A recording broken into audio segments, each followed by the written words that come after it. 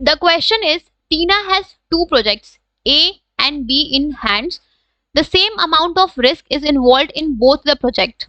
If the rate of return of project A and B is 20% and 15% respectively, then under normal circumstance, which of the two project is likely to be selected? तो यहाँ पे question में given है कि टीना के पास दो project है, एक है आपका प्रोजेक्ट ए, दूसरा है आपका प्रोजेक्ट बी, ठीक है।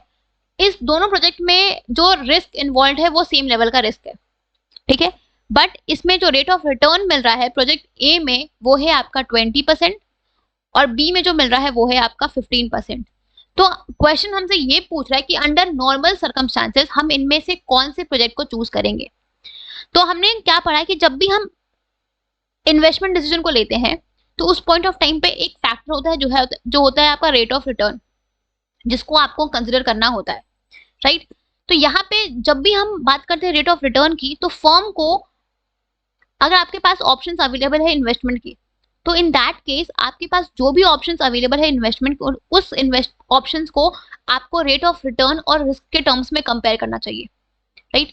तो यहाँ पे क्वेश्चन में गिवन है कि दोनों प्रोजेक्ट में जो रिस्क इन्वॉल्व है वो सेम लेवल का है, तो रिस्क का दो पॉइंट खत्म हुआ। अब आते हैं रेट ऑफ रिटर्न पे। तो अंडर नॉर्मल सर्कमस्टांसेस आपको इन्वेस्टमेंट वही भी करनी चाहिए जहां से आपको मैक्सिमम रिटर्न मिले। तो यहाँ पे अगर प्रोजेक्ट ए में हमको रिटर्न 20% का मिल रहा है और प्रोजेक्ट बी में 15% का रिटर्न है, तो अंडर नॉर्मल सर्कमस्टांसेस हम कौन से प्रोजेक्ट को चूज करेंगे?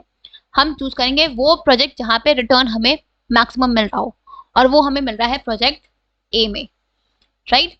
तो अंडर नॉर्मल सर्कमस्टांसेस हम प्रोजेक्ट ए को चूज करेंगे बिकॉज इसमें हमें मैक्सिमम रिटर्न मिल रहा है।